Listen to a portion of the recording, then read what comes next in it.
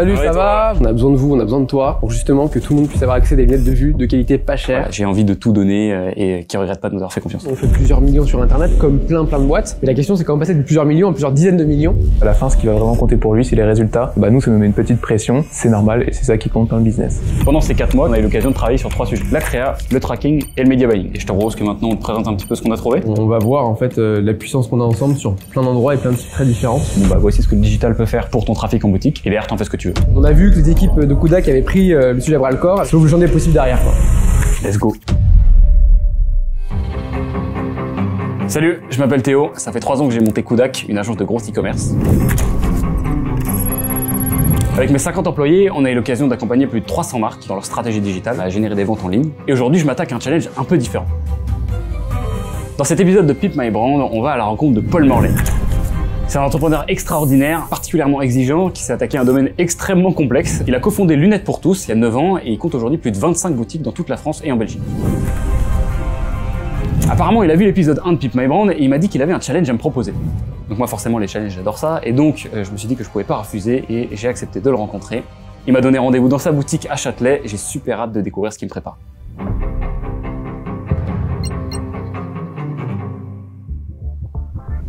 Mais avant de commencer cet épisode, j'aimerais vous parler du sponsor de cette émission. Vous les connaissez déjà, c'est LegalPlace, l'outil numéro 1 pour simplifier la vie des entrepreneurs. Et bien sûr, à l'occasion de cet épisode de Pimp My Brand, j'ai pu aller vous négocier un petit truc. Avec le code PMB, tu as moins 20% sur toutes les formalités juridiques, plus un mois de compta gratos. Donc on dit merci à LegalPlace d'avoir sponsorisé cet épisode, et on se retrouve tout de suite chez Paul Morlet.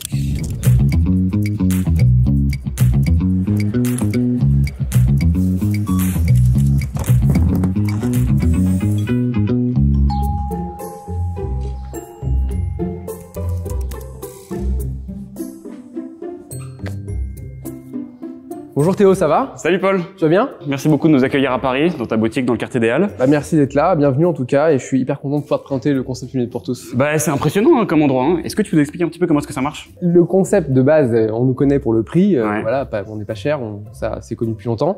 Mais en fait, les clients viennent ici généralement pour les avoir tout de suite. Parce qu'on est capable, via les machines qu'on va voir après, de fabriquer des lunettes de vue à la vue, sur mesure, en 10 minutes. En 10 minutes? Vraiment. Il va falloir que tu nous expliques comment ça fonctionne. Hein. Tu vas voir, justement, le parcours client complet, c'est que tu viens essayer de trouver des montures qui te plaisent. Ensuite, on est capable de te faire un examen de vue complet, justement, de savoir déterminer ta vue, ta correction, ta vision. 10 minutes après, tu as des lunettes qui sont fabriquées à ta vue, donc elles vont passer au-dessus de toi sur un convoyeur, dans une machine, les verres seront découpés, robotisés, et 10 minutes après, tu verras beaucoup mieux la vie. Voilà. Okay. Alors moi, je suis un gars du e-commerce, donc j'ai pas toujours l'occasion de me rendre dans des boutiques. Souvent, quand je vais chez mes clients, c'est plutôt dans leurs locaux. Cette boutique, elle laisse pas indifférente. Je comprends pourquoi c'est l'une des plus dynamiques d'Europe, parce que déjà, bon, il y a pas mal de monde, même le matin. Et ensuite, elle est grande et il a très bien géré ce premier effet quand tu rentres, puisqu'avec tous les tuyaux qui tournent partout, t'as vraiment l'impression d'entrer dans un peu une boutique technologique. Et donc c'est un peu intimidant. Et je crois que tu as des chiffres assez impressionnants, c'est la boutique la plus productive d'Europe. Alors, la moyenne française est à 2 paires et demie par jour, Ouais. Chez nos concurrents que tu connais. Et ici, on vend 400 paires par jour. C'est une boutique qui est énorme en termes de flux de volume, donc c'est une usine. Voilà. Et donc ouais, tu as un système qui est bien huilé, on voit un petit peu au-dessus là la structure de cette boutique. Comment ça marche? Parce que la promesse est quand même assez grosse de pouvoir délivrer des lunettes aussi rapidement. Donc là, on va faire un petit tour et tu verras toutes les étapes de vente de Lunettes pour tous. Lunettes pour tous, ça a 9 ans aujourd'hui. Ça a été ouvert le 22 mai 2014. Et en fait, l'idée, c'était de dire les lunettes sont trop chères, ça on le savait. C'était hyper long. Et on se voyait qu'il y avait plusieurs millions de Français qui n'avaient pas les moyens d'acheter des lunettes, finalement, qui renonçaient aux soins parce que le parcours était beaucoup trop long, en fait, et c'était décourageant. Donc on a décidé de créer Lunettes pour tous, justement, pour pallier aux deux problèmes, à la fois le prix et le délai.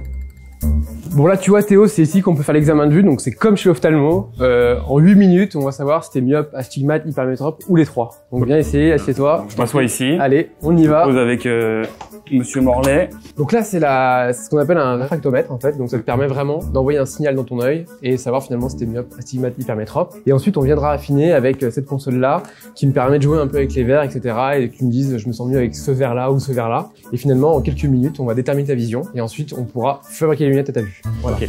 Alors, qu'est-ce que c'est que cette grosse machine? Alors là, c'est une meuleuse industrielle, t'en as deux. Là, on a d'abord fait un diagnostic sur ta vue, on connaît ta prescription, t'as choisi ta monture, on lance la production une fois que t'as payé et ça c'est découpé ici. Et c'est une étape qui dure combien de temps de A à Z? Chaque cube te permet de découper un verre en 45 secondes. Donc une paire de lunettes, c'est 1 minute 30, on met vers 10 heures par jour. Et tu verras tout à l'heure, ça défile, et en fait, ça peut découper jusqu'à 4 paires simultanément. Donc ça récupère en fait via un code barre sur un serveur toutes les mesures, qui repart à tout découper, qui redescend en bas. Ok, et donc ça suit le petit circuit qu'on voit dans tout. Exactement, ouais. C'est vraiment un équipement industriel. C'est hyper important pour nous que nos clients voient ce qui se passe. On est très transparent sur comment on fabrique, les process, comment c'est fait, d'où ça vient. C'est vraiment hyper intéressant, ludique de voir ça. Ok, Paul, je l'avais déjà rencontré une fois avant. Et ce que j'apprécie beaucoup chez lui, c'est que c'est quelqu'un qui aime pas perdre son temps. Et donc tu sais que quand il fait la visite de la boutique, il te parle juste des trucs intéressants, des trucs qui vont être utiles pour ton travail. Et donc moi, j'ai pas envie de lui faire perdre son temps non plus. J'ai envie d'aller droit dans le mille, donc je l'écoute. Je suis pendu à ses lèvres pour pas rater un seul détail. Et j'ai hâte de pouvoir lui poser même plus de questions comme ce qu'on a fait après. Ça, c'est la partie visible pour le client. J'imagine qu'il y a des backstage un petit peu. Ouais, il y a la partie cachée, donc c'est là où on stocke tous les verres et les machines, donc on peut y aller, je t'emmène. Okay. Moi, je veux voir des choses que les clients peuvent pas voir. On y va, c'est parti.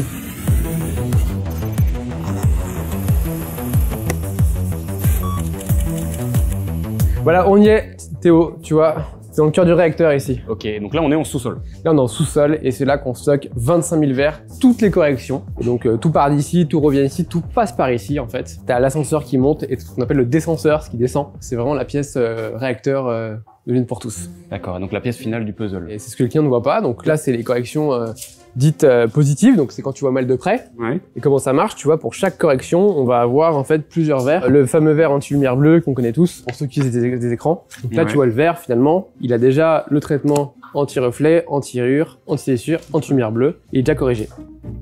Voilà. Ça a l'air d'être de la qualité. Il faut, on n'a pas le choix. Tu vois, on peut aussi faire des verres avec une correction solaire, donc ça c'est hyper sympa pour l'été. Donc là, il a à la fois solaire et à la fois la vue. Donc là, 1 minute après la vente, ça monte en découpe, ça redescend, c'est monté, c'est mis en tube. T'as le SMS qui part, le client informé, il récupère les lunettes 20 secondes après. Ok.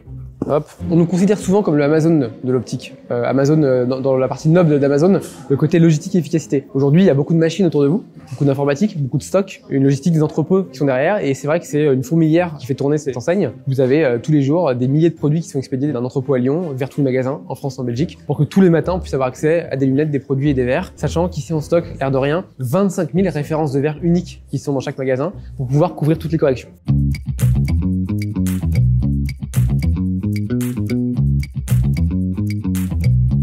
Bon, je vois un petit peu comment ça fonctionne. Il me semble que tu m'as convoqué ici pour un sujet en particulier sur lequel on va voir si je peux t'apporter un petit peu de valeur. Tout à fait, parce que tu vois, on est très fort finalement dans ce qu'on appelle en retail, en physique. On a une promesse forte, tu viens, tu repacks des lunettes de vue tout de suite en un quart d'heure. Et c'est vrai qu'en online, forcément, la promesse est moins forte. Mais quand même, on n'a pas assez de magasins pour couvrir le besoin des Français et des Belges. Et c'est pour ça qu'on a besoin de vous, on a besoin de toi, pour justement que tout le monde puisse avoir accès à des lunettes de vue de qualité pas chère, où qu'il habite. Eh ben écoute, j'avoue, ça me parle déjà un petit peu plus que les verres de lunettes. Donc je pense qu'on va pouvoir se poser pour que tu m'en dises un petit peu plus. Tu verras, donc on a déjà 1 million de clients en base, on a déjà 25 magasins en France. Donc il y a de quoi faire. Il y a de quoi faire, mais il y a plein de gens qui n'ont pas de lunettes pour tous près de chez eux. Je pense aux gens à Clermont-Ferrand, en Alsace, etc., qui seraient contents de pouvoir acheter des lunettes de vue sur Internet et de profiter de ce prix et de cette qualité. On entend encore.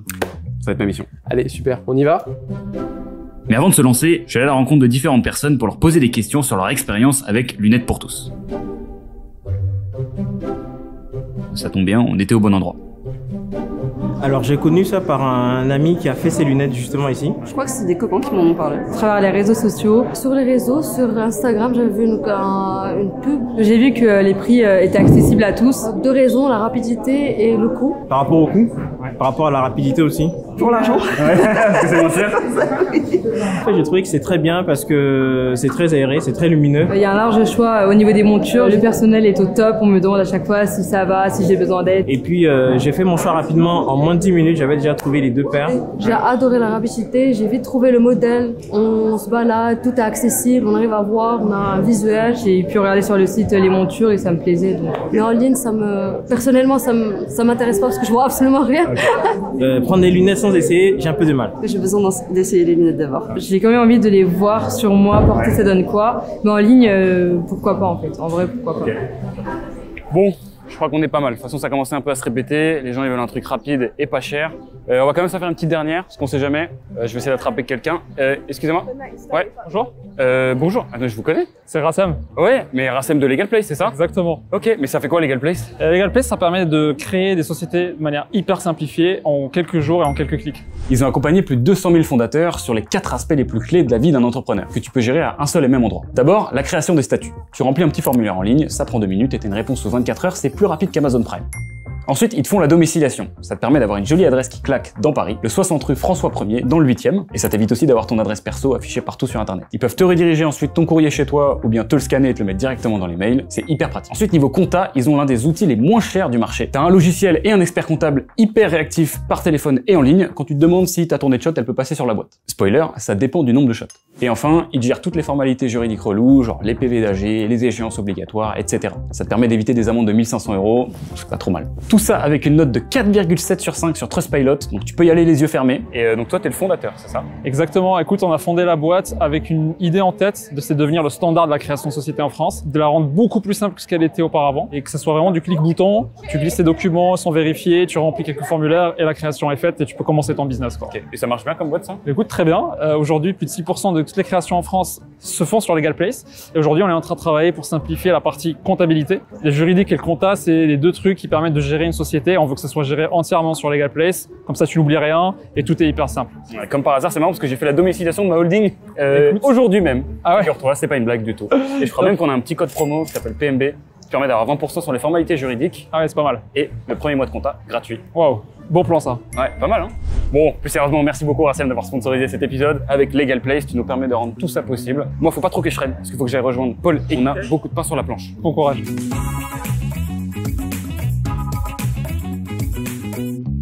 Tu sais que mon métier à moi, c'est de vendre des trucs en ligne, principalement avec les réseaux sociaux. J'ai l'impression qu'il y a quand même un truc un peu structurel sur le marché de la lunette, on en a parlé un petit peu avant, c'est que c'est pas un produit qui s'achète bien en ligne. Non, c'est assez marrant d'ailleurs, parce que c'est un marché qui fait 6 milliards en France. C'est quand même le plus gros marché d'Europe en lunettes. On est plus haut que l'Allemagne. Pourtant, on est moins d'habitants qu'en Allemagne. 99% de la valeur est fait en magasin dans l'optique. Les raisons sont simples en fait en réalité. C'est juste qu'en France, tu sais, tu as le tiers payant. Donc les gens finalement n'ont pas à sortir la carte bleue. On est remboursé par la Sécu, nous l'opticien, avant que le client décaisse. Donc ça c'est un confort d'achat pour le client en France. On a aussi la peur de pas pouvoir rentrer correctement l'ordonnance. Il y a plein de chiffres sur une feuille, souvent mal écrits par les médecins. Et c'est vrai que c'est un peu, c'est des freins un peu à l'achat sur Internet. Et c'est vrai que dès le démarrage, en fait, tu as choisi de pas essayer de digitaliser cette expérience-là, mais de te dire, écoute, je vais aller là où les gens achètent déjà les lunettes, donc je vais plutôt faire un réseau de boutiques. Ta stratégie, ça a été de faire totalement l'inverse en fait. Tu vois bien, là on fait cette vidéo en magasin, tu vois la clientèle qu'on a, c'est pas une clientèle forcément Internet, et c'est vrai qu'aujourd'hui on a quand même beaucoup disrupté le secteur, donc on a fait moins cher, plus rapidement. Mais finalement, pour que tout ça marche, il faut à la base t'établir et rentrer dans l'établissement, et pour ça, il faut avoir un magasin, des lieux rassurés. Et finalement avoir tout ce que tu vois autour de toi qui permet de donner du crédit à ce que tu fais. Ouais. Dans nos campagnes sociales, on a une fonctionnalité qui s'appelle le Drive to Store, qui permet de ramener du trafic en magasin. Toi, c'est pas un truc que vous avez trop utilisé. J'ai l'impression, le magasin fait son propre marketing. Alors c'est des phrases un peu à l'ancienne que je vais sortir. C'est vrai qu'on dit toujours l'emplacement finalement, c'est ce qui fait ta com. Aujourd'hui, l'emplacement sur Internet, c'est le prix de tes ads en fait pour être mieux placé qu'un autre. Donc c'est un loyer sur Internet que tu payes. Et c'est vrai que nous, le trafic est important pour tous les commerçants. Et aujourd'hui, tu sais aussi que le retail souffre en général. C'est un sujet d'actualité. Hein, donc on a plein d'acteurs qui dans la chaussure ou dans le prêt-à-porter qui disparaissent. Et en fait, tout le monde veut du flux aujourd'hui. Et là, tu es en magasin, on a des compteurs de flux au-dessus des portes et on sait mesurer un impact. Donc si on fait un truc ensemble, si tu me dis voilà, je vais renforcer finalement le flux sur le magasin de Biarritz ou de Bayonne, ben nous on sait te dire finalement oui, on a vu une hausse de flux arriver sur ce magasin-là précisément parce qu'on a des comparables et des capteurs. Alors je vais pas mentir, j'ai eu un petit peu peur au démarrage parce que je sais que c'est très compliqué de changer le comportement d'un consommateur. Enfin, je peux pas lever tous les freins qu'on a découverts en fait auprès de la cible. Et donc ça m'intéresse particulièrement quand ils me mentionnent des problématiques de drive to store parce que c'est un truc auquel on touche un petit peu moins chez Kodak, qui est plutôt à la bordure de ce qu'on fait et qui pour le coup est pas mal dans l'air du temps. On a vu avec pas mal de faillites comme celle de Camailleux, de GoSport. Et donc on se dit que si on arrive à craquer cette problématique-là, c'est un truc qui pourrait être utile pas juste à Lunettes pour tous, mais à toutes les personnes derrière qui vont consommer ce format. Et qu'est-ce que vous avez déjà essayé en digital? On a fait plein de trucs en digital. Hein. Forcément, on fait beaucoup d'influence. On fait beaucoup de pubs géolocalisées quand on ouvre un magasin dans une nouvelle ville, à Bruxelles ou à Reims ou des villes où on ne connaît pas ou à Rouen. C'est dur à mesurer. Puis d'un moment, on diminue le budget, puis un jour on débranche pour que le magasin soit standalone et qui marche quoi. Ok. C'est le but du truc. D'accord. Vous avez aussi un bouton sur le site qui permet de faire une conversion totalement en ligne. Je pensais que c'était une fonctionnalité qui faisait aucun trafic parce que personne allait cliquer dessus. Mais là, vous avez quand même quelques conversions qui sont faites sans passer par la boutique. L'air de rien, par rapport à la taille de la boîte, Internet c'est pas énorme pour nous, mais ça c'est tous les acteurs de l'optique. On doit faire pas loin de 10% de chiffre sur online, ce qui est énorme par rapport à la moyenne de l'optique. Ce qui est monstrueux, ouais. Et aujourd'hui, tu as un enjeu de ramener des gens d'abord en boutique, aussi de pousser cette fonctionnalité en ligne. De toute façon, nous ce qu'on dit, c'est qu'on faut au moins qu'on vous ait vu une fois dans votre vie, parce que c'est là qu'on prend les mesures, etc., qu'on a vraiment votre morphologie et qu'on arrive à faire l'examen de A à Z. Et la plupart des gens finalement font du reorder, donc on a toutes les données, donc avec un simple numéro de téléphone, on vous retrouve des années après. Okay. Et effectivement, on a aussi des demandes de gens qui n'ont pas accès à Lunettes pour tous, 40 millions de Français dans lunettes, et les bus peuvent pas être partout à la fois, donc forcément on a besoin aussi de se servir sur Internet, plutôt bon au référencement naturel, mais c'est vrai qu'on peut toujours faire mieux, et aujourd'hui on cherche à venir pointu sur la partie santé, effectivement. Okay. Bon, de ce que je comprends, je pense qu'on va avoir deux chantiers à traiter. Le premier, ça va être d'essayer d'utiliser les leviers digitaux pour essayer de ramener du trafic en boutique et pouvoir surtout le mesurer. Et la seconde chose, c'est quand même d'essayer d'avoir une réponse un peu plus claire sur qu'est-ce qu'on peut faire, tu vois, de ces conversions qui peuvent arriver en ligne, avec des méthodes un peu plus classiques qu'on peut appliquer en e-commerce et sur lesquelles on est du coup un peu plus à l'aise pour générer de la conversion directement sur le site internet. Qu'est-ce que tu en penses de ce programme? Bah nous, on est hyper content de faire croître la notoriété et puis nous, on sait absorber le flux et le convertir. Donc c'est sûr que derrière, si on arrive à faire découvrir par le magasin ou par internet et que ça se cross canal, on est hyper content. On a une équipe jeune, dynamique, tous les magasins sont connectés, la base de données, donc on n'a pas ce chantier, je dirais, en amont à faire ensemble. Aujourd'hui, on sait extraire un fichier client, on sait le qualifier, on sait faire des look-like, etc. Ouais. Et parce qu'en plus, on peut tout traquer. C'est ça que j'avais pas bien compris sur les boutiques, c'est qu'en fait, avec ce petit capteur qui est juste derrière nous, tu peux savoir combien de personnes rentrent, t'as une notion de taux de conversion. Ah, on sait tout, ouais. En ligne. Ce sera évidemment pas comparable à celui qu'on aura sur ton site internet. Les gens sont pas là par hasard en général. Ça serait bien, et puis de toute façon, c'est pas pour rien si t'as investi dans une boutique, c'est aussi pour que le taux de conversion soit un peu plus haut. Ah, bien sûr. Bah, on a du pain sur la planche, hein, j'ai l'impression. Il y a pas mal de boulot, et puis là-dessus, c'est une partie, on est vraiment humble. On fait bien le retail, on fait bien les magasins, et sur internet, on estime qu'on ne connaît pas. C'est un truc qui change tous les mois. Et vous êtes hyper actif là-dessus et vous savez ce qui se fait depuis 3 mois. Et moi, mes références, elles sont peut-être 2 ans en fait là-dessus. Donc je suis hyper content d'avoir des gens hyper spécialisés, hyper affûtés pour justement arriver à avoir une offre qui soit au moins aussi moderne que celle qu'on a en magasin. Et c'est aussi un petit peu une découverte pour nous parce que on fait énormément de conversions directes sur les sites internet et c'est un sujet qui est un peu à la frontière de ce qu'on sait faire. Et c'est pour ça que c'est une problématique qui m'a pas mal intéressé quand tu me l'as présenté un petit peu avant qu'on fasse cet épisode. Et j'ai hâte de voir ce qu'on va pouvoir découvrir dessus. Et... On est hyper content. Hein. Si on arrive à faire, si on arrive à faire 10 ou 15 millions sur Internet cette année en donnant accès à la vue à 10 millions de Français, moi je serais super heureux. Bah je te garantis pas qu'on va atteindre ces trucs-là, mais en tout cas on va faire de notre mieux. Ouais, c'est une problématique qui est compliquée parce que finalement on a Internet qui se bat contre les magasins et les magasins aujourd'hui ont une promesse pour les clients qui est assez dingue. Le seul problème des magasins, c'est qu'il n'y en a pas assez sur le territoire. Puis je pense que c'est un défi mutuel d'arriver à justement se faire grandir les uns les autres là-dessus. Donc le défi que me pose Paul me parle bien. Je sais exactement qui est-ce que je vais appeler. Je suis sûr qu'ils auront des trucs intéressants à raconter. Là, c'est un grand défi qu'on se lance ensemble. Mais ça va se passer comment concrètement? Bah, alors, je vais pas travailler tout seul évidemment. Hein. J'ai déjà 2 idées de personnes qui pourraient être utiles pour ce sujet. Je pense que ça va être mes 2 associés Guillaume et Paul. D'accord. Qui vont venir m'accompagner là-dessus. Ok. Une expertise créa, une expertise performance. Qui vont essayer d'appliquer dans la mesure du possible à ton business retail de base. J'ai envie de mettre le nez dans la data et pouvoir un petit peu te faire des recos précises. Et surtout pouvoir mesurer l'impact de ce qu'on va faire. Super, bah j'ai hâte de voir ça alors. J'ai envie qu'on se mette au travail, Paul. Allez, on y va, c'est parti. C'est parti. Je pense que Paul était curieux. Je pense que c'est la marque des grands entrepreneurs parce que c'est quand même quelqu'un qui est plus âgé que nous, qui a construit un truc que j'ai pas encore construit. Et le fait de donner sa chance un peu à une expertise différente, donc plutôt digitale, qui est moins son background, ça montre pour moi une grosse ouverture d'esprit. Donc je suis à la fois très flatté qu'il nous écoute. Et j'ai aussi envie de me montrer digne de la curiosité qu'il nous donne. J'ai envie de tout donner et qu'il regrette pas de nous avoir fait confiance. Ouais, je suis confiant, je veux dire, j'ai pas d'a priori là-dessus parce que j'ai monté cette boîte-là, j'avais 24 ans.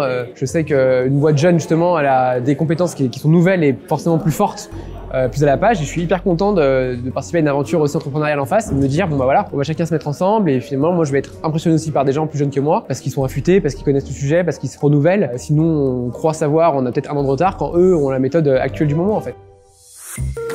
Ouais, allô l'équipe, j'ai besoin de vous pour un gros challenge. C'est assez différent de ce qu'on fait d'habitude, mais je pense que vous pouvez y arriver. Vous êtes chaud? Bah du coup, moi c'est Paul, je suis directeur général de Kudak et je suis aussi Head of Performance. Je m'occupe de gérer l'équipe Performance de Kudak, qui est l'équipe qui gère les campagnes publicitaires, entre autres, de nos clients. Et donc moi c'est Guillaume, je suis responsable du studio créatif chez Kudak qui s'appelle le Labo. On accompagne des marques sur leurs sujets créatifs, donc tournage, motion, publicité, shooting, image, trucs de beaux gosses. Bon, bienvenue les potes, hein. On va essayer d'aller retrouver Paul. Bonjour, ça va? Ah, tu vas bien? Ouais, allez, de retour. Bon, je t'ai ramené les 2 pointures. Paul enchanté. Pareil. Paul enchanté. Bah bienvenue. Alors moi déjà j'étais particulièrement rassuré du fait d'avoir mes associés avec moi parce que je sais que c'est des cerveaux qui fonctionnent souvent assez bien ensemble, disons, quand on les met en commun. Honnêtement, quand Théo nous a présenté le challenge, on s'est dit que ça allait être nouveau, ça va être... La solution elle n'est pas tombée directement sous le sens. Quand on est dans le digital, tout est très trackable, c'est très simple de suivre tout ce qui se passe. On peut suivre le comportement des gens qui se baladent sur un site web, etc. C'est pas du tout le cas quand on parle d'une boutique physique. C'est des trucs qu'on n'a pas trop l'habitude de toucher en créa, mais après on a l'habitude de bosser ensemble, donc l'idée c'était de trouver déjà par quel angle on allait aborder ce challenge. Les amis, par où est-ce qu'on commence? On va rentrer dans le vif du sujet, le Drive to Store. Ouais. On a vraiment envie de trouver la meilleure manière d'exploiter ce qu'on peut faire en marketing digital avec Meta sur le Drive to Store. Et pour ça, en fait, on a pensé à 3 approches principales. Ce qu'on a envie de faire, c'est de les tester et de voir celle qui marche le mieux. Je suis hyper content de rencontrer Théo et son équipe parce que je me dis, bah voilà, là on a accès vraiment des spécialistes dans la partie ads, publicité et online. On fait plusieurs millions sur Internet, comme plein de boîtes. Mais la question, c'est comment passer de plusieurs millions à plusieurs dizaines de millions et forcément pouvoir donner accès, encore une fois, à nos produits au plus grand nombre. Donc première méthode, on va faire un truc qui est assez simple, assez bourrin. On va prendre la zone qui est autour de chacune des boutiques et en fait on va bourriner en publicité. On va pas dire à Facebook je veux absolument que tu ramènes quelqu'un chez moi, on va juste lui dire il faut que tous les gens qui sont dans ce secteur, ils aient entendu parler de Lunettes pour tous, ils sachent qu'il y a une boutique qui est pas loin de chez eux, etc. Et là, tu viens cibler un âge, est-ce qu'il y a des centres d'intérêt particuliers? Parce que là, on est à Paris, on a Châtelet. Allez, si tu mets 2 km à la ronde, en rayon, du monde, ouais. On a 1,5 million de personnes. Ouais. Donc, on imagine que le budget est forcément explosif. Ouais. Donc, comment tu vas venir trier finalement pour se dire, bon bah là, c'est un client qualifié, sachant que nous, dans le business, comme tu le sais, on a, selon l'âge que tu as, le revenu est différent pour nous. Bien sûr. Bah, en fait, là, ce qu'on va faire, c'est qu'on va simplement, par exemple, on va s'adapter à ton persona, mais en sachant que il faut pas non plus qu'on cherche trop à faire des réglages par nous-mêmes et à dire, ouais, voilà, on va faire telle personne qui fait ci, qui fait ça de ses week-ends, etc.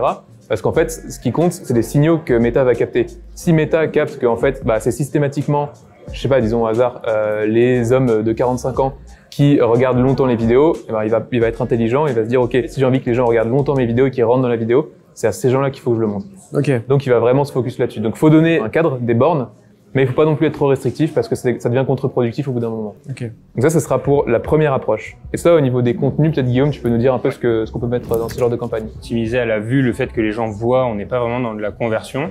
Là où sur Meta, les gens vont souvent recommander des contenus qui vont être très courts, assez segmentés, assez précis. On va plutôt préconiser d'avoir une vidéo qui présente vraiment Lunettes pour tous dans sa globalité, un contenu hyper exhaustif, où on va commencer par remettre un peu en question la consommation de lunettes. Vous, c'est intéressant parce que vous avez et l'expérience en ligne et l'expérience en magasin. Se poser les questions, pourquoi est-ce que les gens n'achètent pas en ligne? Pourquoi ça reste intéressant? Ensuite, présenter un peu cette partie en ligne, chez moi, qu'est-ce que je peux faire? Et en magasin, qu'est-ce que je peux faire? La prise de rendez-vous, etc. Donc, travailler un contenu hyper exhaustif sur toute l'expérience client. Quand on arrive et qu'on a des idées à présenter, bah, on a envie que les idées soient validées, qu'elles semblent pertinentes. Donc, ouais, on a une petite pression. Mais après, rapidement, toute l'équipe de Lunettes pour tous nous a mis vachement à l'aise. Et surtout, en plus, on sent que du côté de Paul et ton équipe, il y a beaucoup de réceptivité et ça, c'est super positif. Deuxième méthode, c'est plus fin, on va dire plutôt. Elle repose sur la synchronisation entre les ventes qui se font offline, donc en fait en boutique, et tout ce qu'on fait en digital. En gros, l'objectif, c'est quoi? Si moi, je viens dans une boutique Lunettes pour tous et je fais un achat de lunettes, je vais te donner par exemple mon numéro de téléphone et aussi peut-être mon mail. Tu vas pouvoir matcher ça avec tout ton back-end client et tu peux renvoyer cette info à la régie Meta. Et donc ça veut dire que tu peux dire à Meta, ok, bah il y a telle personne qui est allée acheter chez moi. Meta, il a souvent le numéro de téléphone des gens, le mail, donc il est capable de faire le lien entre ce qui se passe en physique dans la réalité et ce qui se passe en digital. Déjà, il va y avoir un petit peu de travail en amont au sujet du tracking. C'est-à-dire qu'il va falloir qu'on s'assure que d'un point de vue tracking, les données clients qui se passent en offline, elles sont bien renvoyées vers la régie publicitaire. Et ensuite, on va pouvoir dire à Meta, ok, tu vois à peu près quelles sont les personnes qui viennent en boutique et moi je veux que tu me trouves des personnes qui ont le plus de chances de venir faire un achat en boutique. Donc là on va beaucoup plus tirer parti de l'algorithme de Meta et on va beaucoup plus voir vraiment en sortir quelque chose. Il faut réussir à faire en sorte que Meta soit capable en fait de lire ce qui se passe dans la réalité. Et donc ça c'est un travail technique, il faut qu'on arrive à bien renvoyer les données de tout ce qui se passe au niveau de la boutique vers Meta pour que ça puisse aider l'algorithme à trouver les bonnes personnes. Ce qui est intéressant aussi avec cette méthode-là, c'est qu'elle va être plus ciblée mais aussi plus chère. C'est pour ça que l'autre méthode où on fait juste de la vue de vidéo qui est beaucoup plus bourrin, elle peut sembler d'emblée moins intéressante, mais en fait elle est beaucoup moins chère. Et donc c'est pour ça que peut-être que les deux se valent et qu'on a envie de les comparer. Et les plus chers, c'est les plus qualifiés. Potentiellement, ouais. Parce qu'on va demander des venus en magasin. Et donc au niveau des contenus pour cette deuxième campagne où on veut déclencher des ventes en boutique, Celle-là, ça va être sensiblement la même, sauf qu'on va travailler sur des contenus un peu plus courts, avec peut-être des messages qui vont être un peu plus incitatifs. Donc c'est vraiment reprendre le contenu phare qu'on aura créé, mais le segmenter et avoir des messages qui sont un peu plus pointilleux sur le fait de déclencher une action. Il faut que sur nos créas, on ait aussi que ce soit très clair pour la personne qui visualise la créa que la boutique, elle se trouve à tel endroit, dans telle rue, telle adresse. Et si en plus on peut avoir du contenu visuel sur chacune des boutiques, c'est encore mieux. C'est assez indispensable quand on fait du drive to store. Le côté local, bien sûr. C'est cool de pouvoir travailler pour des marques qui bossent comme ça leur expérience client. Ça a donné confiance aussi sur le challenge parce que la boutique, elle est assez ouf à Châtelet. T'as l'impression d'être un peu en mode Apple où t'as toutes les lunettes sur les tables. Tu vas pouvoir faire quelque chose, transmettre quelque chose qui est un peu différent et c'est plus simple de rentrer dans la peau du client. Troisième approche, c'est en fait une approche qui va être un peu plus digitale que les deux autres. C'est-à-dire qu'en fait, on va vouloir passer par l'intermédiaire du rendez-vous online. On va faire des campagnes de pub où l'objectif, c'est d'amener les gens directement sur le site de Lunettes pour tous et de leur faire prendre un rendez-vous pour qu'ils viennent en boutique. Comment se passe le mécanisme de Drive to Store? C'est qu'en fait, à partir du moment où une personne elle a un rendez-vous en boutique, tu nous l'as dit toi-même, il y a un taux de conversion qui est assez élevé. Une fois l'examen de vue, il est à 90%, parce que, sauf si t'as pas de problème de vue, mais voilà. Là, on est dans une démarche de prévention. Et puis ensuite, comme les prix sont assez faibles, hein, on peut partir à 10 € tout compris avec une paire de lunettes ici. Forcément, quand tu fais un examen de vue et que tu as un problème de vue, bah, Tu repars pas les mains vides. voilà, pour le prix d'un plat du jour, à peine, tu as des lunettes. Ouais. Ce qu'on a envie de faire, c'est vraiment de faire comprendre aux gens qu'il y a un vrai intérêt à venir prendre rendez-vous chez Lunettes pour tous. Et donc ça, encore une fois, Guillaume, peut-être tu peux nous dire ce que tu prévois au niveau du contenu. Ça va être de travailler sur les messages, de faire en sorte que ce soit bien clair pour les gens qu'il y ait une prise de rendez-vous à faire sur le site, comprendre qu'est-ce qu'ils y gagnent. En fait, on a une partie de la clientèle qui a besoin de venir sur rendez-vous parce que quand tu parles d'examen, test de vue qui est quasiment dans le domaine paramédical, on a cette notion de rendez-vous. Alors, Doctolib, on a rendez-vous chez son médecin, chez son praticien. Ça rassure parfois d'avoir un rendez-vous avec quelqu'un. Je peux venir sans rendez-vous, mais c'est un fait d'usage que les gens de plus de 40 ans ont besoin d'avoir. Ok. L'avantage, c'est qu'ils ont, pour moi, ils viennent pas avec une déprécaution en se disant on a la solution pour vous. Ils savent qu'il faut partir du début, donc de tester finalement les 3 grandes solutions et ensuite pouvoir affiner, prendre la direction. Ils font de l'ABC testing finalement, ce qui est plutôt sain et correct. Puis ensuite, on va faire du ABC, on va passer au AB et puis finalement au A et trouver la bonne voie ensemble pour pouvoir justement donner accès à tout le monde.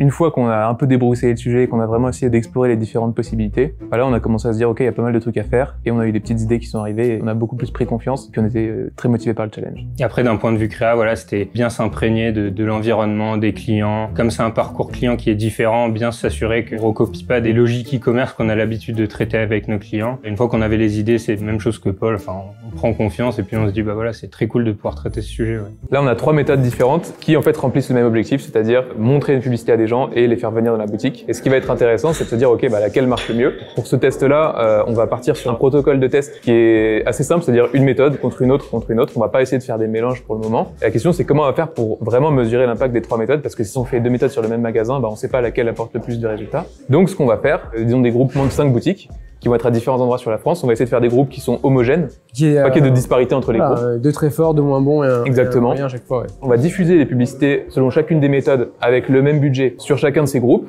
En amont, on va prévoir une baseline de vente. C'est-à-dire qu'on se dit, OK, pour ce groupe-là, je m'attends à faire, disons, une base 100 de volume de vente. Et ensuite, on va faire le test qui va durer 2 à 3 semaines. On va se dire, OK, par rapport à ce qui était prévu en termes de volume de vente, l'investissement marketing qu'on a mis sur tel groupe ou tel groupe, il nous a fait un uplift, donc une augmentation du volume de vente. Dépassement de performance, ouais, bien sûr. Exactement. Et donc après, on va pouvoir comparer de combien de pourcents on a un uplift sur les 3 groupes. Et ensuite, on va aussi pouvoir même calculer un coût par conversion incrémentale. C'est-à-dire que si en fait on a fait une 100 conversions de plus avec 5 000 € de budget marketing, on peut dire que OK, la conversion supplémentaire, elle nous a coûté 50 €. Ce serait un très mauvais signe finalement en termes de coût par rapport à notre business. Probablement. Voilà.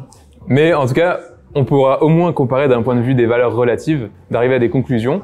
Et si on voit qu'il y a un vrai truc, après, ça ouvre la porte à faire soit des mix entre différentes méthodes, soit même à développer à beaucoup plus grande échelle pour générer de la croissance et pour faire venir plus de trafic dans les boutiques sur l'ensemble du territoire français, quoi. Et belge aussi.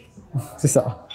Paul, j'ai senti que quand on lui présentait les idées, il était ouvert, il était intéressé par ce qu'on était en train de dire. Mais quand même, on sent qu'à la fin, ce qui va vraiment compter pour lui, c'est les résultats. C'est ce que ça va générer, on va dire, en termes de chiffres. Tout à fait normal. C'est ce qu'on retrouve chez beaucoup d'entrepreneurs. Nous, ça nous met une petite pression, mais c'est normal et c'est ça qui compte dans le business. Et l'avantage, c'est qu'on sait mesurer. Donc, si on fait une expérience en magasin très précisément, on a toutes les données qui remontent aussi. Donc, on va connaître la performance finalement du dispositif hyper rapidement par nos KPI internes. Donc, quand on a les résultats, c'est là qu'on pourra juger, c'est là que lui pourra juger la qualité des idées qu'on a proposées. Donc ça, c'est le Drive to Store. Sur la partie conversion en ligne, donc l'offre 100% remboursée. Là, pour le coup, on va être sur des méthodes qui vont être un peu plus proches de ce qu'on fait de façon très classique en e-commerce. Donc, une publicité qui va rediriger vers une page de destination sur laquelle on va attendre une conversion. Et donc là, on va pouvoir mesurer en fait très simplement un coût d'acquisition, un coût par achat.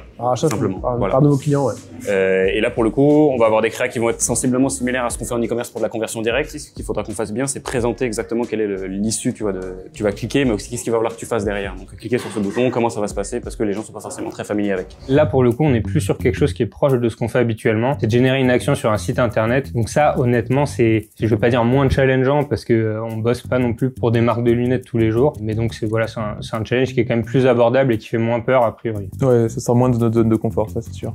Donc sur cette méthode, on n'a pas besoin de s'étendre plus. Ça va être carte sur table. On va pouvoir traquer. Super. Et on pourra te dire. On aime les choses simples et pragmatiques ici. Exactement. C'est notre marque de fabrique. Super. Nickel. Pour la suite, ce qui va être vraiment important pour nous, c'est d'être rapide, d'être efficace sur l'exécution parce qu'il y a un gros boulot à faire sur toute la partie tracking. Ça va demander pas mal de vélocité, ça c'est un point qui est super important. Bien faire en sorte d'avoir des créas qui sont efficaces mais qui correspondent aussi à leurs attentes en termes d'image dans des délais très courts et qui vont permettre aussi à Paul de tester correctement tout ce qu'il a testé, quoi. Plus on sera rapide sur ce taf-là, plus on aura de temps pour faire tourner les campagnes et pour expérimenter et pour avoir des vrais résultats à la clé. Il faut agir vite et bien. Est-ce que tu as des questions? Non, j'ai très bien compris les 3 méthodes, en tout cas. Bon, vous savez, on est aussi exigeant, donc vous aussi vous l'êtes, donc on a hâte de voir comment ça va se passer. De dépasser notre record à nous, forcément. Donc on est hyper content et puis je pense qu'on a la chance d'avoir une boîte pleine de data aussi, donc ça, on va pouvoir corréler les talents et aller vite. Merci beaucoup de nous donner la chance merci en tout cas de challenger un peu ça et au boulot encore une fois. Hein, allez, ça va. Toujours la même chose. Allez, merci. Je les ai sentis assez pragmatiques, ils avaient l'air de savoir où ils allaient. Et comme d'habitude, je les ai pas sentis sûrs d'eux parce qu'ils étaient sûrs que ça allait fonctionner, mais plutôt sûrs de la méthodologie et qu'on allait apprendre des trucs à la fin. Et donc moi quand j'entends ça, je suis confiant. Après cette entrevue, on s'est tout de suite organisé. On a charbonné pendant plusieurs jours pour mettre au point le plan d'action.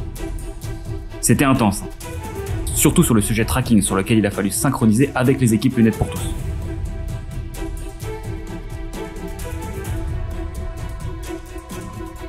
Est-ce qu'on va y arriver? La réponse dans un instant.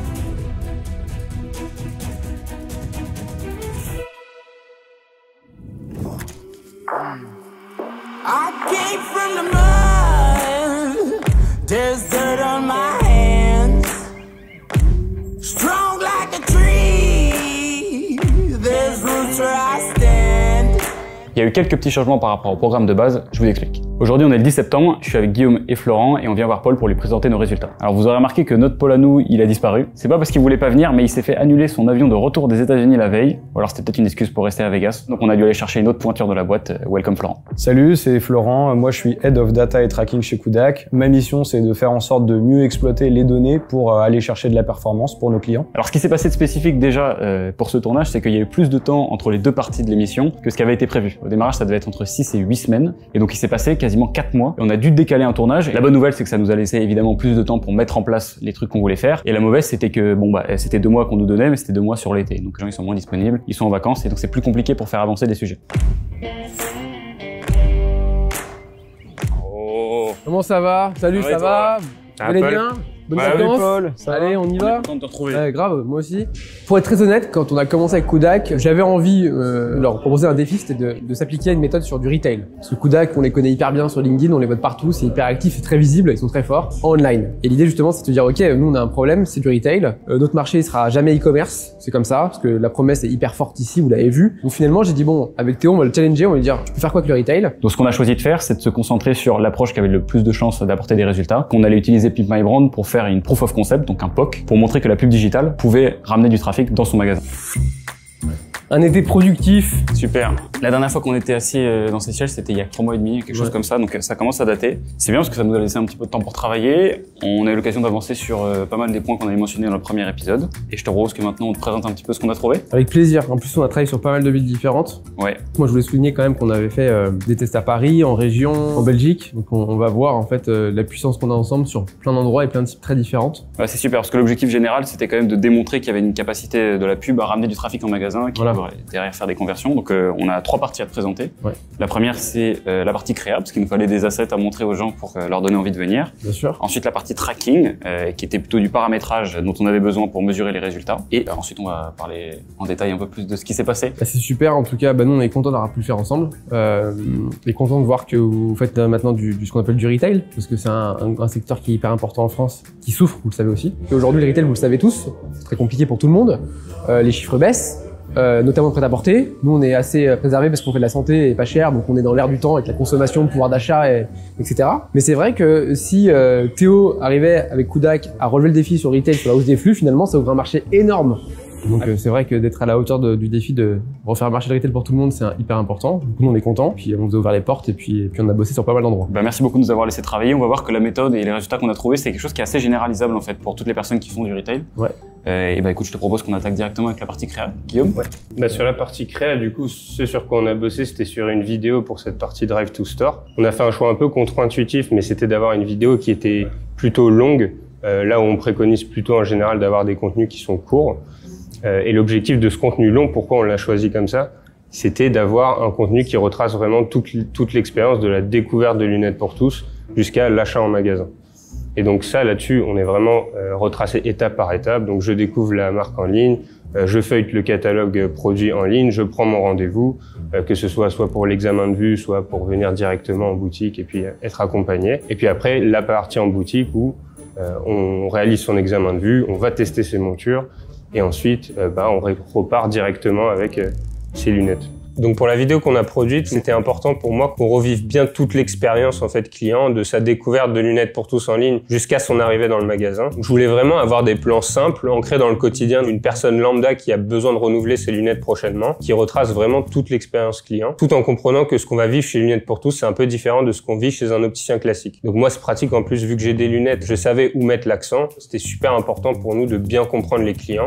Et donc pour tout ce qui était script et savoir ce qu'on allait montrer dans cette vidéo, nous on a pris le temps d'aller interroger les clients de Lunettes pour tous, mais également des consommateurs qui ne sont pas chez Lunettes pour tous, pour qui en fait on essaie de déceler quel message les ferait s'intéresser demain à un opticien comme Lunettes pour tous. Donc ça nous a permis de comprendre pas mal de trucs, même si aujourd'hui c'est super pratique d'acheter ses lunettes en ligne, etc. En fait, la consommation de lunettes en ligne, elle aura toujours ses limites dans l'essayage des lunettes. Donc ça c'est quelque chose qu'on a retranscrit par exemple dans le script et dans les plans qu'on montrait. Depuis chez vous, explorez toutes nos montures sur lunettespodtous.com. Vous allez voir, il y a du choix. Ensuite, trouvez le magasin le plus proche de chez vous et prenez un rendez-vous pour ne pas attendre en magasin. Je me rends en boutique pour mon rendez-vous, je réalise mon examen de vue en 7 minutes, puis je pars avec ma prescription essayer les montures que j'avais repérées en ligne. Je valide ma monture préférée, que je récupère 10 minutes après. Pas besoin de revenir plus tard les chercher. C'est top, non ? Et donc cette vidéo, quand on la regarde, elle peut paraître pas très complexe en termes de script, etc.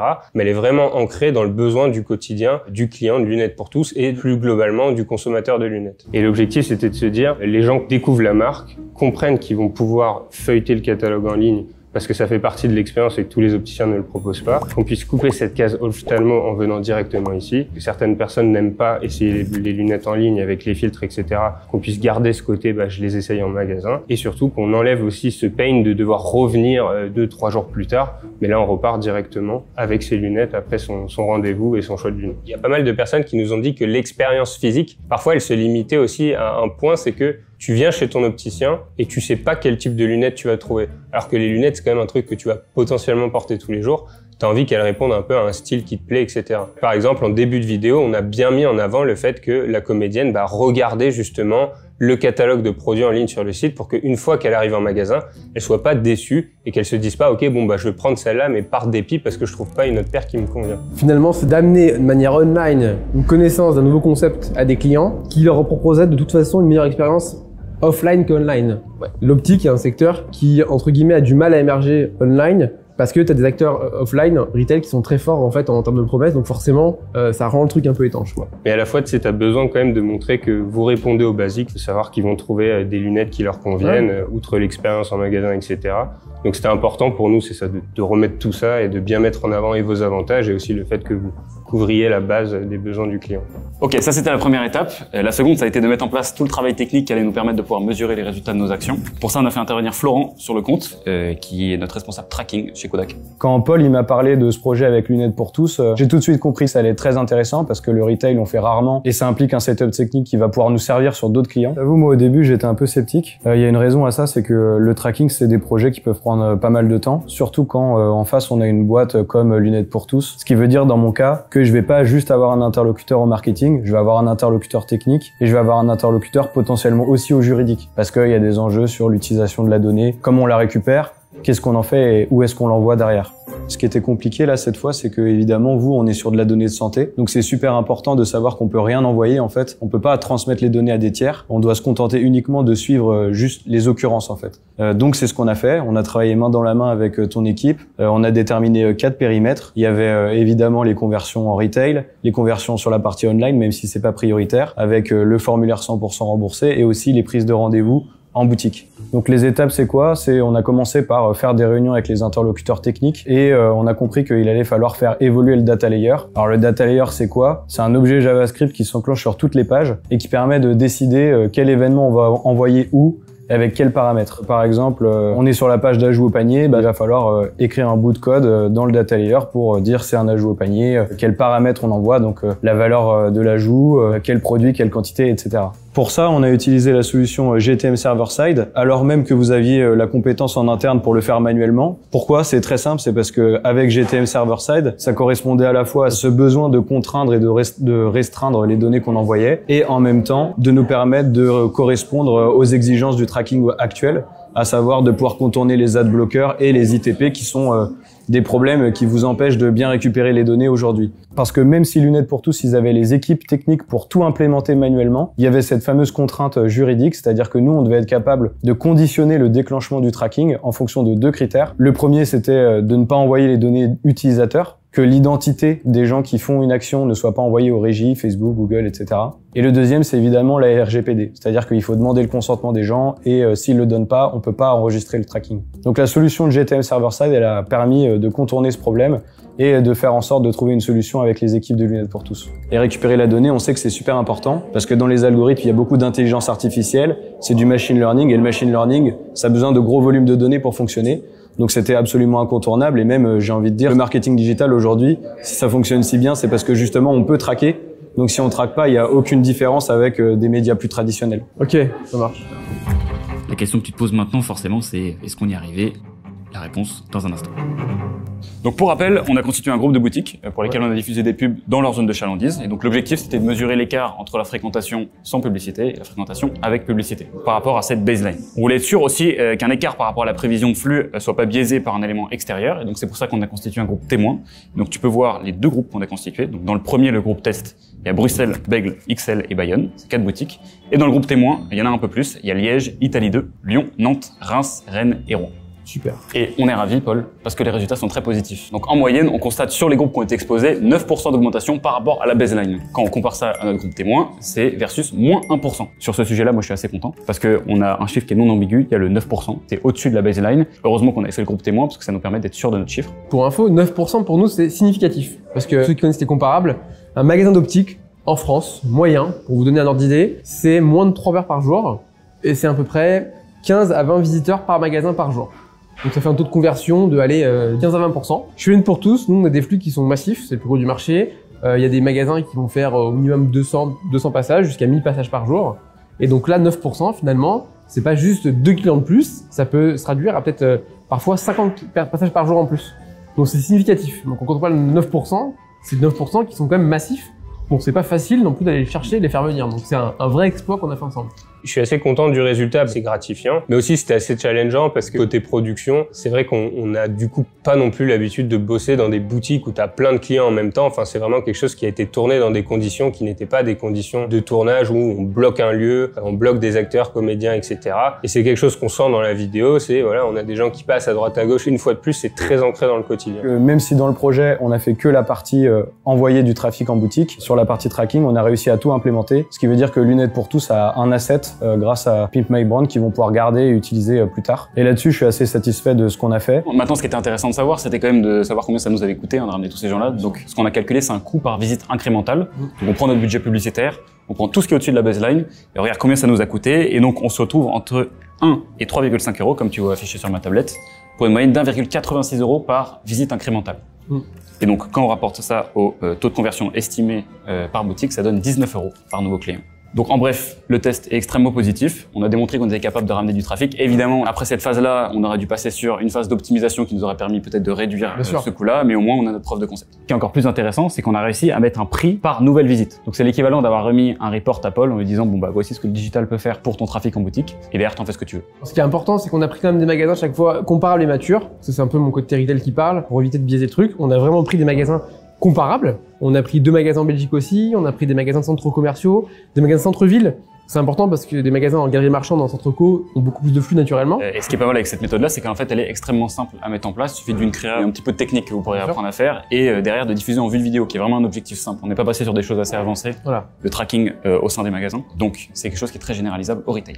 Je pense que si jamais une personne veut refaire ce qu'on a fait sur Lunettes pour tous, ce qui est important, c'est en priorité d'avoir une créa qui est adaptée à la boutique qu'on veut mettre en valeur. Ensuite, les campagnes vue de vidéo, c'est extrêmement simple à mettre en place. Faut pas du tout chercher à faire du clic. C'est pas l'objectif de cette campagne. On va mesurer le trafic dans la boutique. Le vrai avantage, avantage, c'est que ça permet de toucher beaucoup plus de personnes que si on était allé sur des campagnes de conversion. L'une des choses, on avait parlé à Paul dans la première partie et qu'on pourrait tester dans un second temps. En tout cas, j'espère que ça aura permis à Paul de retrouver confiance dans les leviers du marketing digital pour développer son business. Parce que s'il prend la double casquette expert retail et expert online, j'ai très peur de ce qui va arriver à ses concurrents. Normalement, tous les bons magasins ont ça, mais des capteurs de passage dans vos entrées, c'est des capteurs qui comptent les entrées de manière précise. Donc ça vous permet d'avoir un flux en temps réel par magasin et nous on l'enregistre depuis quasiment 10 ans. On peut connaître la fréquentation d'un magasin sur une journée, sur une heure précise, corrélée à la météo en plus. Donc on a un peu un journal de bord, on sait là il n'y a pas eu de flux, mais on voit que la météo enregistrée, il y avait une grosse pluie ou alors qu'il y avait un événement manif, un truc comme ça. Donc c'est hyper important. Finalement, prérequis pour faire ça avec Kudak, c'est d'avoir un parc de retail et des capteurs de passage et ça vous permet de commencer avec vous. Donc c'est assez simple à mettre en place. Écoute, merci beaucoup. Bon, au global, on est quand même super satisfait du résultat de la mission. On n'a pas pu tout faire, mais ça reste un succès pour nous. On a montré que le digital pouvait ramener des gens dans la boutique Le Net pour tous. Avec les 5 000 €, on a touché à peu près 400 000 personnes. Et si on fait les calculs, c'est 3 623 personnes qui se sont rendues dans les boutiques et qui ne le seraient pas allées si Kudak n'avait pas été là. Je pense qu'on a accompli au moins une partie de l'objectif qu'on s'était fixé, donc cette preuve de concept. Maintenant, il n'en tient qu'à toi de l'accélérer ou pas. Ça a été un plaisir de travailler dessus. En plus, nous, ça a été très fluide, Vraiment, vous êtes occupé de tout. On vous a donné quelques accès, pas toujours tous les accès parce qu'on avait un sujet, comme tu l'as dit, données de santé. On peut pas vous dire qui vient à quel endroit. Et d'ailleurs, nous, c'est pas vraiment tout non plus. Donc c'est vrai que c'est pas facile de travailler avec un acteur comme nous là-dessus. Mais finalement, vous êtes hyper bien sortis. Vous avez réussi à être hyper autonome, à mettre les ads, voir les faits. Voilà, donc c'était hyper concluant. Et ce que j'aimerais dire, c'est que finalement, peu importe la taille de la boîte qui est en face de vous, c'est une boîte très structurée ou une petite boîte qui a pas forcément les ressources, vous savez aller chercher les bonnes personnes et trouver des tips pour que finalement, ça soit très peu de gestion côté client. Voilà. Merci beaucoup, Paul. On a vu que les équipes de Kudak avaient pris le sujet à bras le corps, avaient compris nos enjeux, avaient compris qui étaient nos clients, ce qui est hyper important parce que on peut très bien venir avec une recette facile en disant voilà, on va faire des ads comme ci, comme ça, etc. Et j'ai trouvé justement que c'était sur mesure et qu'ils ont vraiment considéré qui étaient nos clients et finalement comment aller les chercher. Ils ont fait un super travail. Alors, je vais être honnête, au démarrage, j'avais un peu peur. J'étais pas sûr qu'on soit capable de délivrer un bon résultat à Lunettes pour tous en si peu de temps. Et surtout quand tu réalises que va quand même falloir faire des choses côté marque, parce qu'on a besoin d'eux pour mettre en place les choses. Et franchement, heureusement qu'on a eu le temps supplémentaire, parce que sinon on n'aurait rien eu à montrer dans Pimp My Brand, on aurait perdu tout le budget qu'on a investi dans tout ce matériel et dans l'équipe. Et dans ce genre de format, on sait que si t'arrives pas avec un résultat sans ambiguïté, donc là, heureusement, on a le fameux 9% qui nous permet de montrer que le travail a été fait, et ça ruine tout. Le premier épisode de Pimp My Brand, c'était pas du tout comme ça. Donc à la fois une mini frustration quand même de pas avoir pu tout tester, mais quand même très content d'avoir au moins cette première preuve de concept qui donne envie d'aller plus loin. J'avais pas de doute à titre perso sur la collaboration, pas du tout. J'ai compris que Théo avait envie et ses équipes avaient vraiment envie de faire des choses différentes et de se mettre au défi du truc, donc c'est super. Pas du tout d'appréhension, quoi. J'ai pas senti des gens qui venaient en terrain conquis ou qui avaient une recette miracle, donc c'était plutôt positif. Comme vous le savez, on a des paniers moyens qui sont très faibles. On est connu pour être pas cher sur le marché, donc forcément ça laisse très peu de place à d'acquisition. Donc forcément là-dessus on a été hyper dur,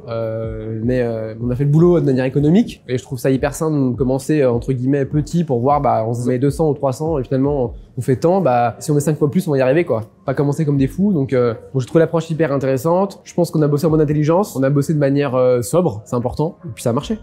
Il y a un seul truc où je suis un peu resté sur ma faim, c'est que Lunettes pour tous, comme la plupart des retailers, ils ont un petit capteur à l'entrée des boutiques. Et cette donnée, nous on l'a utilisée, mais on l'a utilisée manuellement. Alors que c'était possible de automatiser la récupération de cette donnée, l'envoyer dans une base de données comme BigQuery par exemple, pour pouvoir après la retraiter avec plein d'autres données. Par exemple, le montant qu'on a dépensé pour faire venir les gens sur une boutique spécifique, la météo, ou aussi quel personnel était présent ce jour-là pour calculer des taux de conversion par personnel et par rapport à ce qu'on a fait nous en pub. Donc ça aurait été super intéressant, mais évidemment c'est le genre de projet qui prend encore plus de temps. Donc là, clairement, on n'avait pas le temps, mais on sait jamais, pourquoi pas une prochaine fois.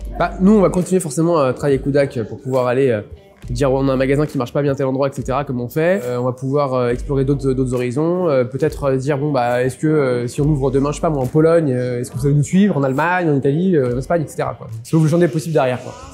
C'est déjà la fin de cet épisode 2 de Pimp My Brand. Merci beaucoup d'être resté avec nous jusqu'à la fin. Merci beaucoup à Legal Place de l'avoir sponsorisé. En tout cas, n'hésitez pas à nous faire vos retours en commentaire sur ce qui vous a plu dans cet épisode ou pas. Ça nous permettra de faire un épisode 3 encore meilleur avec vos retours. C'était Pimp My Brand. Tchou.